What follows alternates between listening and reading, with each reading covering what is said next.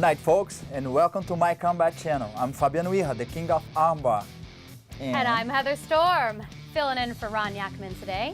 We got a lot to talk tonight. You guys know that tomorrow is UFC 153 in Brazil. The weigh-in was today. We're gonna go over a lot of topics, and we got a lot of great stuff. We got the main card that we're going to talk about today, and how Brazil is going to have their own stadium and bringing a lot more fights to that country. Before we jump into that, we're gonna find out what happened to Ron. So Ron Yakman was sent to Brazil to do the inside story in Brazil, and he forgot that you need a visa. You need a visa when you go to Brazil. Hello. So I'm gonna call my partner, Aoki David, that is in Rio right now, trying to release him out. Let's see if we can get a hold of him.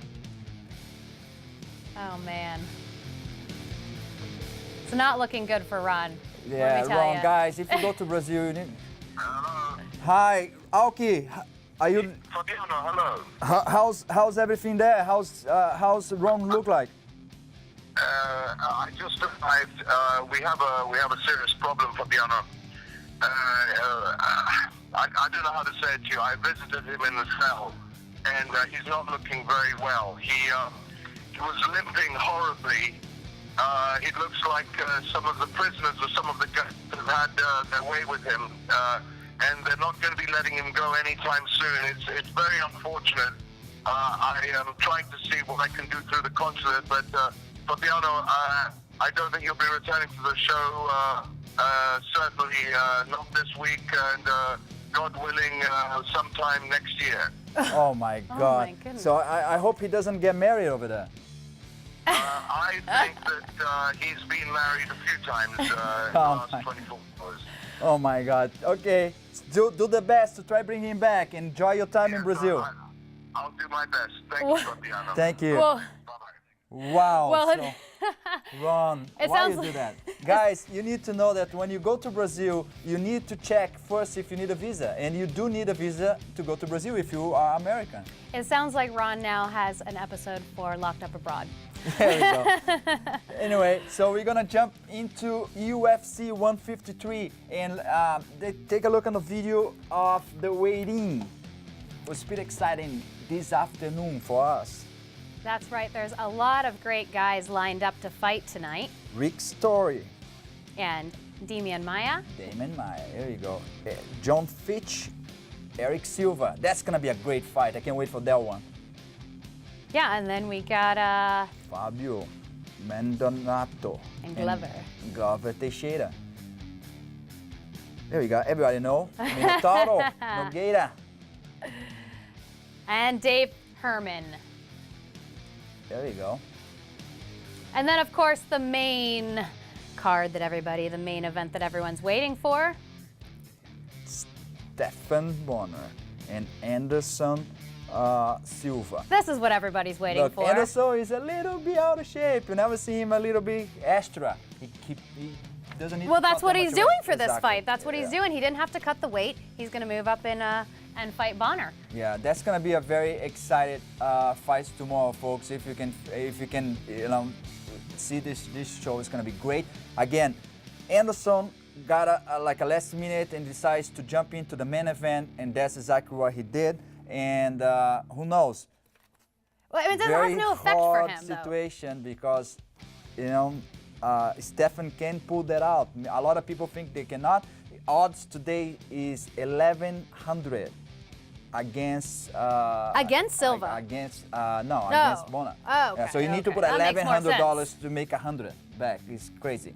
So anyway, and the other fight card is great, and we got Chris. Chris Camozzi. Chris Camozzi, Yeah, yeah. we're gonna jump into that. He's donating a portion of his purse to the Institute Raquel, and basically that institute helps people. It teaches judo, it does English lessons, and it helps people who are underprivileged. And let me tell you, there's a lot of people, I'm sure you know, Fabiano, who are low income there and just don't have a lot of money. So he's donating a portion of his purse, and then the UFC, they're going to come in and match that. So that's really fantastic. That is very great because, again, guys, when you go to another country, It's two things that you better learn how to do. Say a couple words on their language so you can get some people into your side and do something good like he just did. You know? Yeah, and do you think this will get him some fans from He Brazilians? will. Yeah. Again, he's fighting against a Brazilian guy that's not, very good in Brazil. But I hope what he did is great. He got some points on my side, Yeah. and I am Brazilian. So. And then he's going to auction off some of his memorabilia as well from additional funds. So. Yeah, that's gonna be great because somebody will step up and buy his gear. Yeah. Like it's a lot of rich guy in Brazil right now that is for a very good cause. They're gonna jump in and make that fat check Yeah. to the kids. And it again, also helps create a name guys, for him. just this is where the gym is at the favela. Is kind of like on the It's the ghetto, the ghetto, basically. poor Yeah. neighborhood, and Rocinha, and they have 1,200. 1,200 members. 1,200 members from ages 4 to 25, and they're helping all of those people, 4 locations. So they're doing a lot of great stuff. So if you're home, ask like why Fabio Mondonato he stepped in and fought Teixeira. Simple. He got nothing to lose. Well, I mean, for Teixeira, it's not necessarily the best thing. He was thinking that he was going to fight Rampage Jackson, Yes. which didn't happen, so that would have been a great thing for him. But now it's just kind of like, it's not really going to do a lot for him, is it?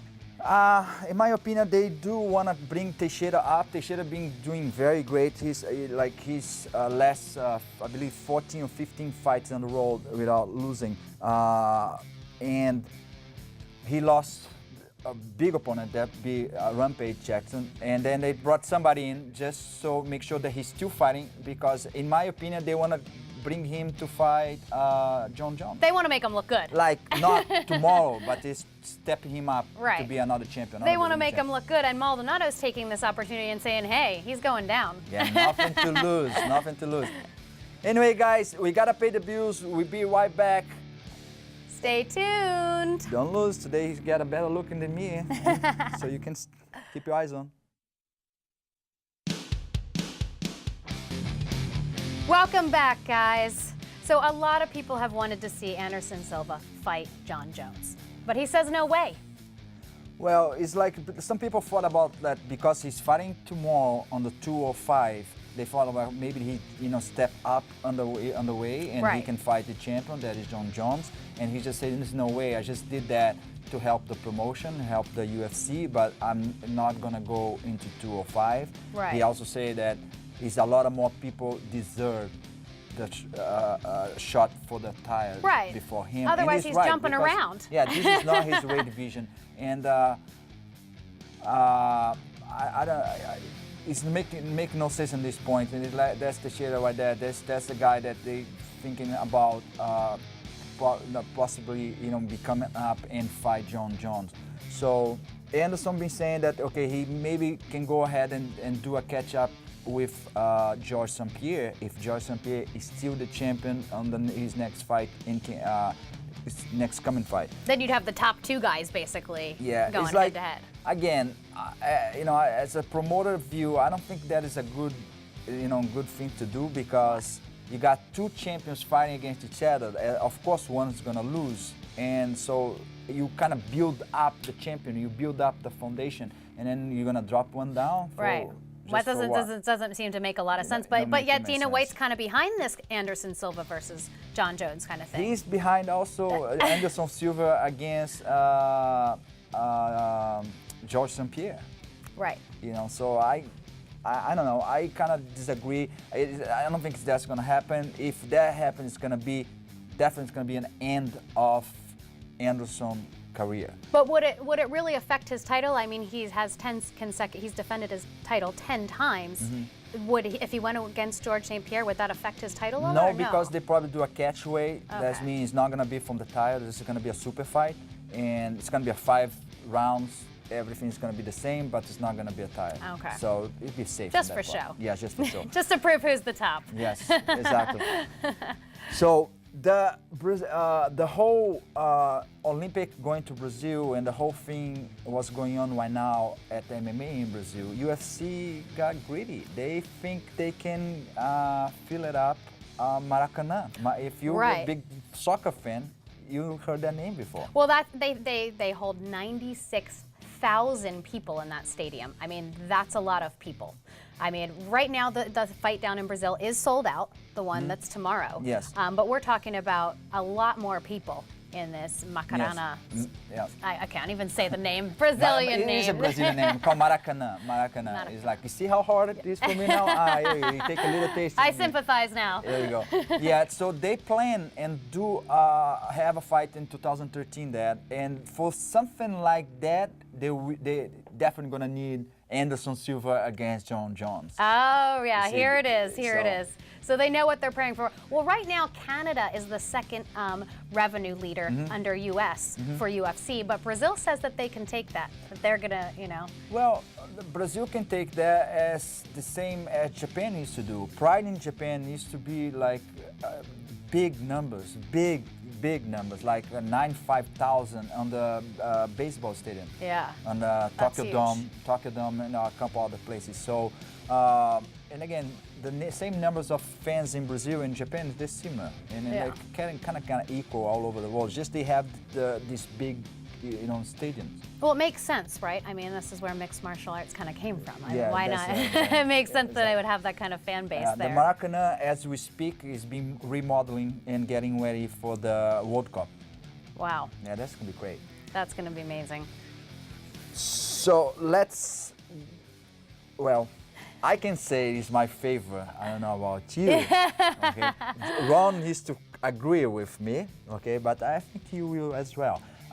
The top 10 today is the heavyweight. All right. Aaron Gales. Let's see what we got. And this is the top 10 for My Combat channel. We voted. Hey everyone, this is Aaron Gales, and this is your top 10 heavyweight division. At number 10, we have Travis Brown.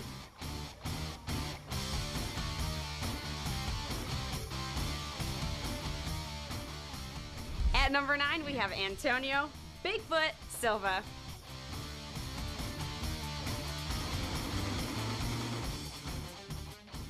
At number 8, we have Josh Barnett.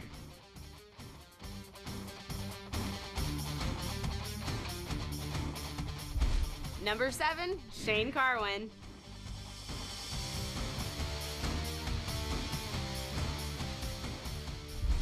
At number 6, we have Frank Mir.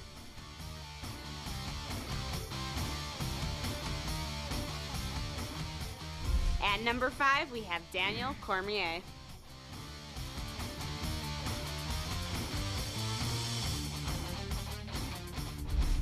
And number 4, Fabricio Verdum.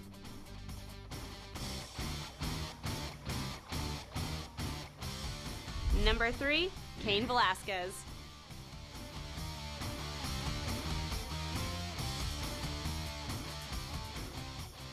And at number 2, Alistair Overeem.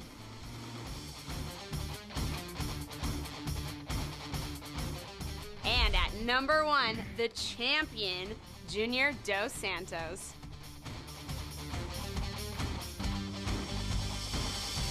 Thank you so much for watching. I am Aaron Gales, and that was the top 10 heavyweight division. Let's take the female moment right now and talk about Heather. So you're at home, you don't know too much about her. She's here because poor Ron, what happened to him. So Heather, so you are MMA fan, how you got into this? Absolutely. Well, you know, I've been an MMA fan since my brother went to Thailand and started fighting Muay Thai, and I got to go there and go to the Lumpini Stadium in Bangkok and see some fights, and I just got into it. I mean, this is where, you know, kickboxing started. I didn't even have a chance to go there. So you went there, and so you know, and if you don't know, folks, It's like that the is biggest stadium. the crazy place for Muay Thai. Yeah, yeah. It's the place. Yeah. So it's pretty cool, you know, like good to know. And so we're gonna see more Heather. So you covered the K1, and Right.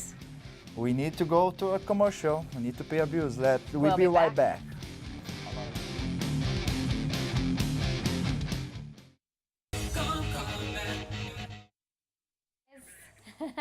We are back. And you know, this happens a lot, you hear in the UFC and a lot of sports. Yep. people get banned for substance abuse.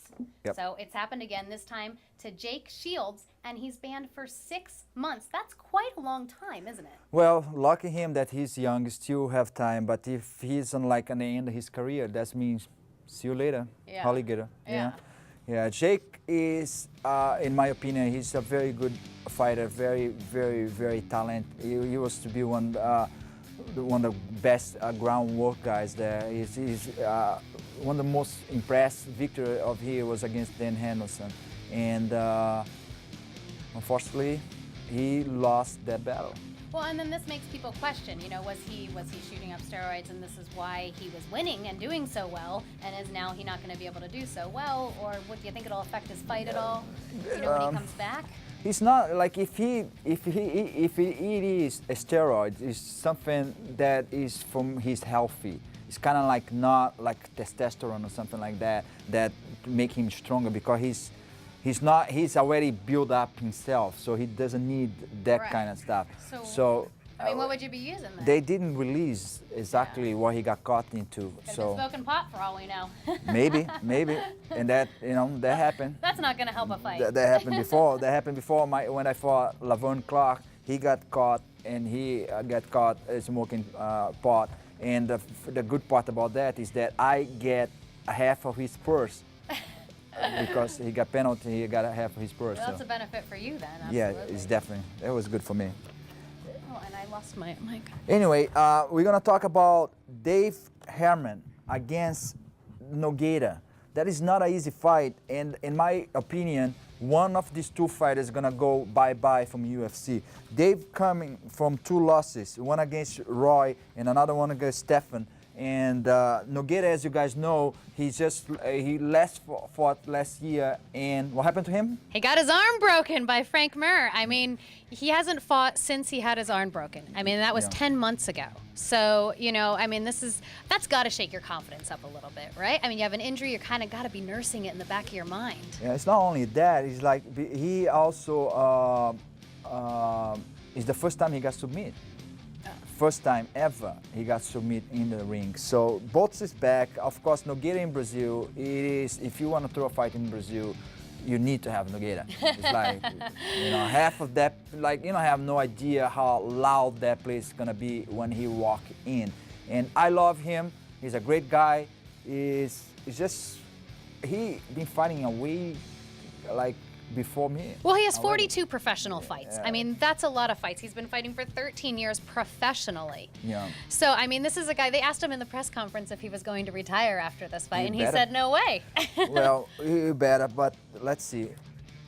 Let's see. And the good part about Nogueira is that he does have a very strong team in Brazil. Right.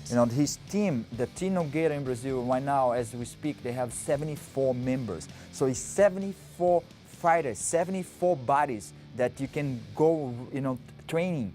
One of these guys, every single one. You see right there. You see we have Anderson yeah. Silva. You have Junior dos Santos. You have his brother, and Pezão is right there. You see, it's too many good guys in one camp. That means you only can get better, better, and better. Well, you know? he's like he said his guys are always ready to go. Anyone's ready to take a fight at any point. That's what happened to Fabio Mondonato. Fabio's right there. He's in his team, and so basically, their mentality is to keep training as you're fighting tomorrow. So Right. they always kind of ready That's to go. taxing on the body, though. I mean, if you're training as if you're fighting tomorrow. Well, they don't go like 100%, but they keep training. Like I take breaks. I used to take breaks. I used to go ahead for 3 months and fight and take like 15 or 20 days break and then go back and Right, train again. So right. they don't do that break. They just keep going. Keep going and Yeah, going. because the hard is training. Fight is easy. You only fight one person. And it's a lot one quicker person. than your training, Yes, right? thank you. Yeah, and there's a lot more. So, they doing the good thing. They have a very good, strong team. They have that. They train here at the Black House in LA, and they also have camp in Brazil. So they have 2 camps, one here over there. So it's Now, pretty if Nogueira did retire, I mean, would he still have the team, though? cool. Oh yeah, for sure. Yeah, Okay. that's idea of business Yeah. wise, business side of the fighter. So he's always going to make money Yeah. after producing these Yes, great because- fighters on his team Oh, over and yeah. over and Oh, over yeah. again. He's in the game for good. Yeah, he goes and he also train them. So he get presented, to be a trainer. He also get presented to manage. He managed a couple of these guys. Right. And as you can tell, like most of these top guys, they belong to their team. Well, Team right. What's his Nogueira. nickname? Minotauro. Minotauro. And that means yeah. the bull. A big Yes. scary bull. If you've ever seen a picture of that thing. Yes. So his brother's the Minotauro, and he's the his brother's Minotauro. He's the Minotauro. Here we go. There. Here you go, guys. Thank you. Enjoying the weekend. We live, as you guys know, from Beverly Hills. Thank you so much. very welcome. You make me feel bad because I used to be the most good-looking guys, and look at like what happened now. I'm not Oh, you're anymore. still good looking. You're just a guy still. Yeah, the guy, the butterfly on the side. And if Ron's lucky, he'll be back. Hope.